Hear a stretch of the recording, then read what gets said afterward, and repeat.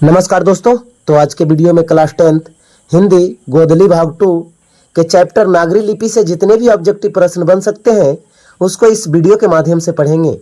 तो पहला प्रश्न है, गुणाकर मूले ने मिडिल स्तर की पढ़ाई किस भाषा में की? तो इसका सही आंसर हो जाएगा ऑप्शन नंबर ए, मराठी भाषा में। दूसरा प्रश्न है, मूले ने अंग्रेजी व हिंदी की पढ़ाई कहाँ पर की? इसका सही आंसर हो जाएगा ऑप्शन नंबर सी, वर्धा में। तीसरा प्रश्न है, नेपाली भाषा किस लिपि में लिखी जाती है? तो इसका सही आंसर होगा ऑप्शन नंबर डी, देवनागरी लिपि। चौथा प्रश्न है, क अक्षर का संबंध वर्तमान में किस भाषा से है? तो इसका सही आंसर होगा ऑप्शन नंबर बी। सॉरी, ये इस तरीके का अक्षर दिया हुआ है और इस अक्षर का संबंध पूछ रहा है, तो इसका संबंध मराठी से है। पांचवा प्रश्न है,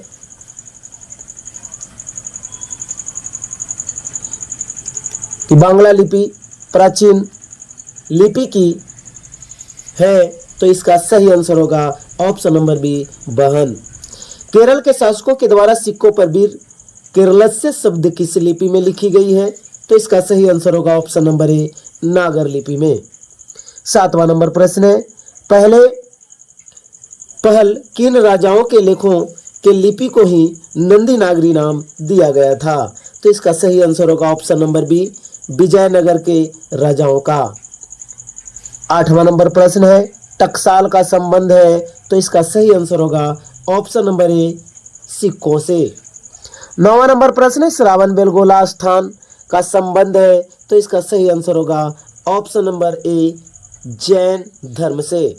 10वां नंबर प्रश्न है, किस शासक ने अपने सिक्कों पर राम सीता की आकृति और नागरी लिपि में रामसिया शब्द अंकित करवाए थे? तो इसका सही आंसर होगा ऑप्शन नंबर सी, अकबर ने। 11 नंबर प्रश्न है, नागरी लिपि शीर्षक निबंध में या निबंध के निबंधकार कौन है? तो इसका सही आंसर होगा ऑप्शन नंबर ए, गुणाकर मूले। नागरी लिपि शीर्षक पाठ किस पुस्तक से लिया गया है? तो इसका सही आंसर होगा ऑप्शन नंबर बी, भारतीय लिपियों की कहानी से। 13 नंबर प्रश्न है, मराठी भाषा की लिपि कौन सी है? तो इसका सही आंसर होगा option number C, Devanagari. 14 number प्रश्न है, सिद्धम क्या है? तो इसका सही आंसर होगा ऑप्शन नंबर डी, एक प्रकार की लिपि। 15 नंबर प्रश्न है, किसे देवनागरी की संज्ञा दी गई है? तो इसका सही आंसर होगा ऑप्शन नंबर बी। 16 नंबर प्रश्न है, मालवा में नगर नागर लिपि का इस्तेमाल होता है, ऐसा किसने कहा? तो इसका सही आंसर होगा ऑप्शन नंबर ए, अल्बेरुनी ने। 17 नंबर प्रश्न है, अमोघ वर्ष कौन था? तो इसका सही आंसर होगा ऑप्शन नंबर बी, प्रख्यात राष्ट्रकूट राजा। 18 नंबर प्रश्न है, मिहिर भोज की ग्वालियर प्रशस्ति किस भाषा में है? तो इसका सही आंसर होगा ऑप्शन नंबर सी, संस्कृत भाषा में।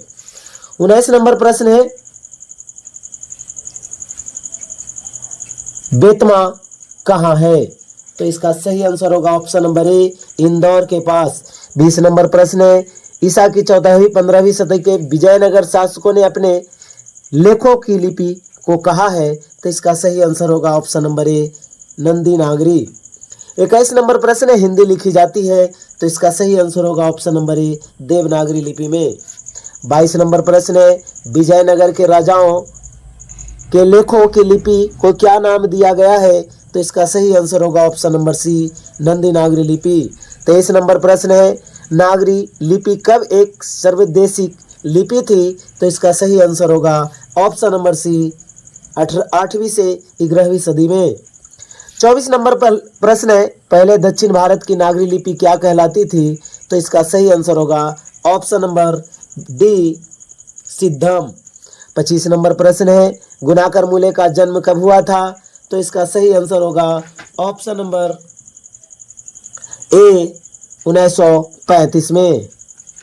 26 नंबर प्रश्न है, गुणाकर मूले का जन्म कहाँ हुआ था? तो इसका सही आंसर होगा ऑप्शन नंबर सी, महाराष्ट्र में। 27 नंबर प्रश्न है, इन्होंने किस पुस्तक में पुरानी लिपियों की विस्तृत जानकारी दी है? तो इसका सही आंसर होगा ऑप्शन नंबर बी, अक्षर कथा में। 28 नंबर प्रश्न है, गुप्तों की राजधानी को क्या कहा जाता होगा? तो इसका सही आंसर होगा option number D, Devnagar. 29 number प्रश्न है, गुणाकर मूले ने विभिन्न विषयों पर कितने निबंध लिखे हैं? तो इसका सही आंसर होगा ऑप्शन नंबर बी, 2500 से अधिक। 30 नंबर प्रश्न है, भारतीय लिपियों की कहानी किन की प्रसिद्ध रचना है? तो इसका सही आंसर होगा ऑप्शन नंबर ए, गुणाकर मूले। 31 नंबर प्रश्न है, इस्लामी शासक का आरंभ काल है? तो इसका सही आंसर होगा ऑप्शन नंबर ए, 12वीं सदी से। 32 नंबर प्रश्न है, गुणाकर मूले की मृत्यु कब हुई? तो इसका सही आंसर होगा ऑप्शन नंबर डी, 2009 में। 33 नंबर प्रश्न है, नागरी लिपि के आरंभिक लेख हमें कहाँ से मिलते हैं? तो इसका सही आंसर होगा ऑप्शन नंबर सी, दक्षिण भारत से। 34 नंबर प्रश्न है, बेतमा दान पत्र किस समय का है? तो इसका सही आंसर होगा ऑप्शन नंबर ए, 1020 ईस्वी का। 35 नंबर प्रश्न है, उत्तर भारत से नागरी लिपि के लेख कब से मिलने लगते हैं? तो इसका सही आंसर होगा ऑप्शन नंबर ए, 8वीं सदी से। 36 नंबर प्रश्न है, निबंध के लेखक हैं? तो इसका सही आंसर होगा ऑप्शन नंबर ए, गुणाकर मूले। 37 नंबर प्रश्न है, तमिल, मलयालम, तेलुगु, कन्नड़ भाषाएं हैं? तो इसका सही आंसर होगा ऑप्शन नंबर डी, दक्षिण भारत की। 38 नंबर प्रश्न है, रामायण की रचना किस भाषा में है? तो इसका सही आंसर होगा ऑप्शन नंबर ए, संस्कृत भाषा में। 39 नंबर प्रश्न है, नागरी लिपि शीर्षक पाठ्य साहित्य की कौन सी विद्या है? तो इसका सही आंसर होगा ऑप्शन नंबर बी, निबंध। 40 नंबर प्रश्न है, दक्षिण भारत की नागरी लिपि क्या कहलाती है? तो इसका सही आंसर होगा ऑप्शन नंबर सी, नंदी नागरी। 41 नंबर प्रश्न है, 10वीं 11वीं सदी में किस रचना ने भारत यूरोप के बीच व्यापार संबंध के बारे में बताया है? तो इसका सही आंसर होगा option number C, Padmavat. 42 number प्रश्न है, दक्षिण भारत में द्रविड़ भाषा परिवार की कौन सी भाषा सबसे अधिक प्राचीन है? तो इसका सही आंसर होगा option number A, Tamil. 43 number प्रश्न है, सरहपाद की कृति है? तो इसका सही आंसर होगा ऑप्शन नंबर ए, दोह कोश। 44 नंबर प्रश्न है, दोह कोश किसकी रचना है? तो इसका सही आंसर होगा ऑप्शन नंबर ए, सरहपाद की। 45 नंबर प्रश्न है, हिंदी के आदि कवि कौन है? तो इसका सही आंसर होगा option number D, Sarahapada. 46 number प्रश्न है, सूर्य नामक पुस्तक किनकी रचना है? तो इसका सही आंसर होगा ऑप्शन नंबर सी, गुणाकर मूले। और एक प्रश्न और है इसमें, नेवारी भाषाएं किस लिपि में लिखी जाती है?